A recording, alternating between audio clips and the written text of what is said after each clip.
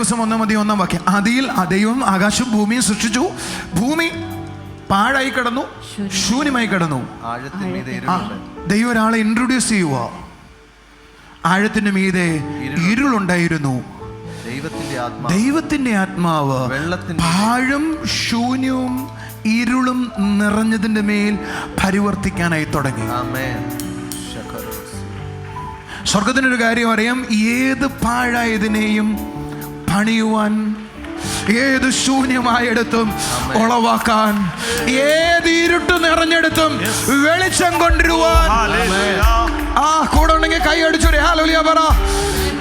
പാഴായതിനെ പൂർണ്ണമാക്കാൻ, ശൂന്യമായതിനെ നിറയ്ക്കാൻ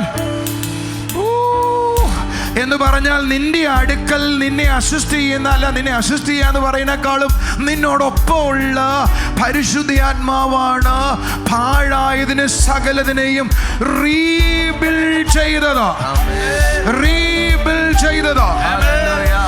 എന്നിട്ടാ നീ പറയുന്നത് എന്റെ വീട് തകർന്നാണ്.